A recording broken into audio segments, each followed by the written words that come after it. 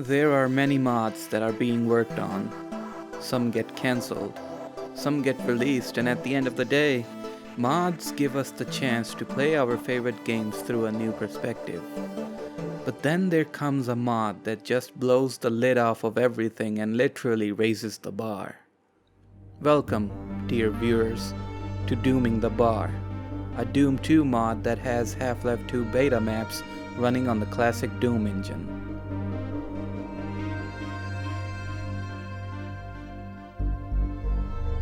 I was scrolling through Twitter, unfortunately I use Twitter, when I saw a post by someone called Chief Smokey. I looked at the pictures and thought, oh, they're probably playing the beta, but I was wrong.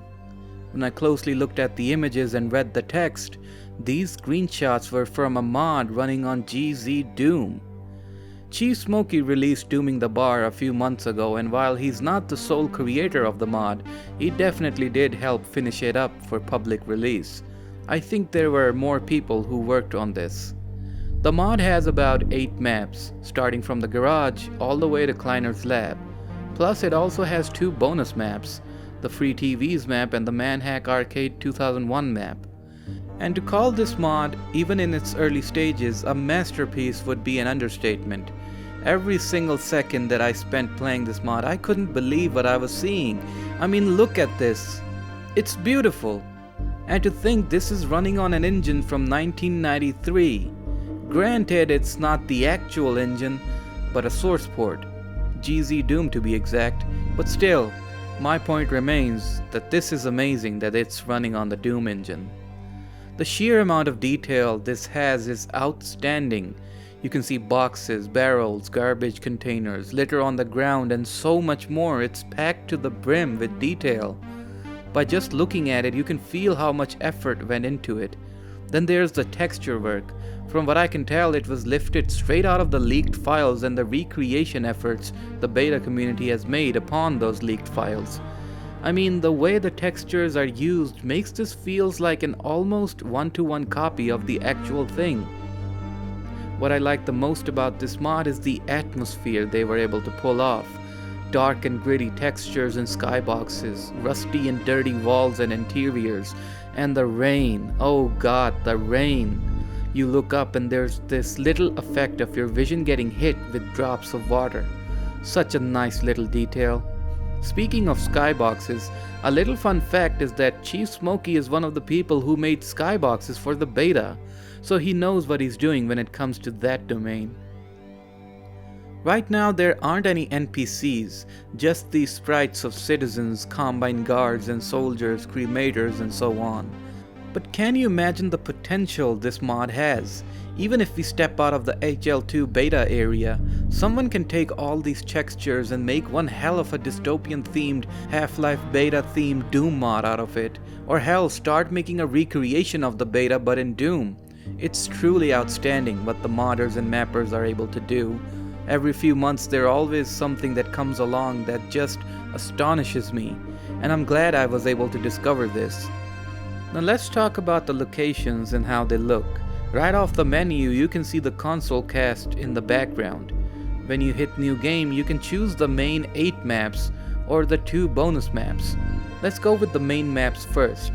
It starts off from this garage, and the moment I stepped out of here the first time, I almost shed a tear at how amazing this looked and felt.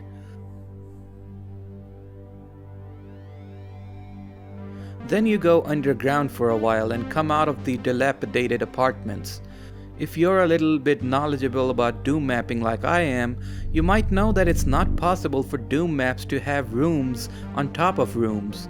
But this mod uses a technique with portals and map segments which are stitched together to create this flawless transition between places. Also, I'm sad to report that there is no child labor in this mod. Gonna deduct points for that.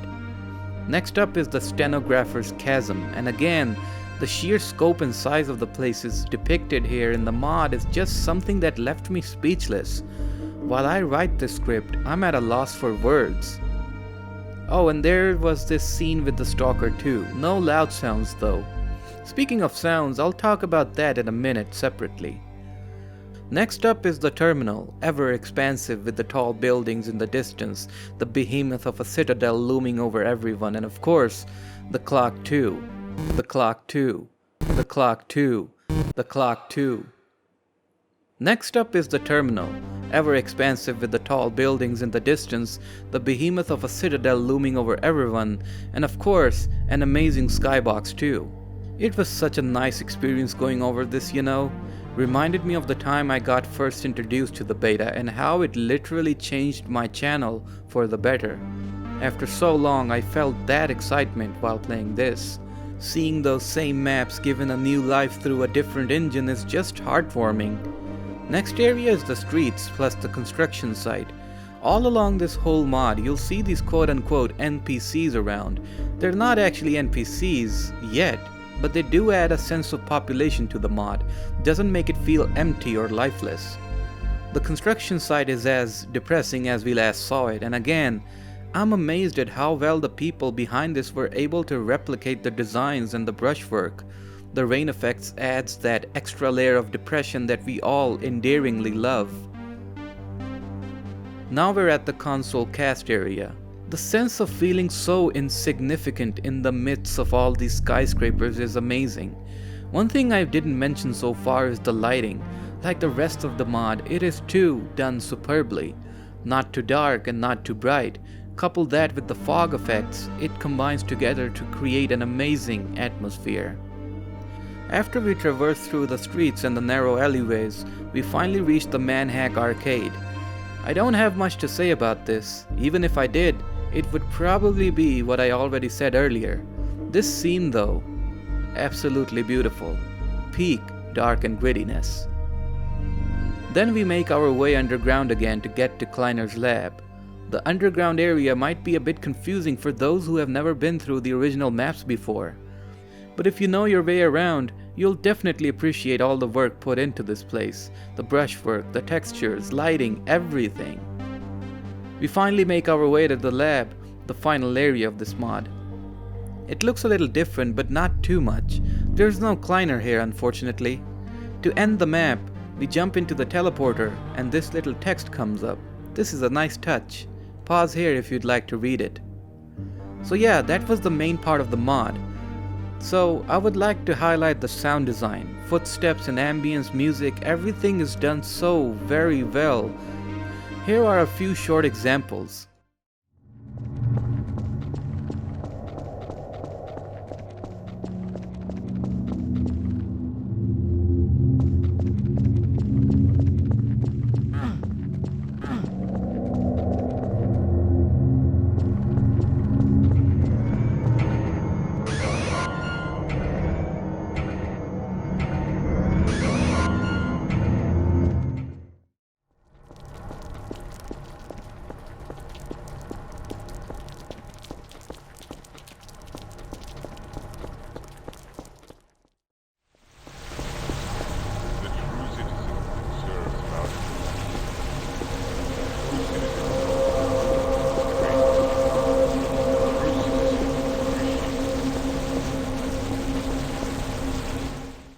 So next up, let's look at the first bonus map, Get Your Free TVs. It doesn't have any scripted sequences, seeing how there aren't any proper NPCs yet, but overall it pretty much gets it right. You got the familiar place along with the titular TVs. Another nice little area to look around and absorb in the atmosphere. The second bonus map is the Manhack Arcade 2001. This version of the arcade is the older variant of what we saw earlier. It was much basic looking. It also has a great outdoor area too. For the insides, it's what you expect, arcades and citizens having fun. For half a second I thought I'd see Barney standing here around the corner cause he's always here in the original map. And there you have it. That was Dooming the Bar version 1.1. You can download this version from Chief Smokey's Twitter account. He posted the download link there. Also check out the ModDB page, give it a nice rating, and leave a nice comment like, "Good job, this is very dark and gritty." Hope you enjoyed this video. If you know of any other projects like these, do let me know in the comments and I'll be glad to take a look at them. That's it for this one. I'll see you in the next video. Thank you for watching.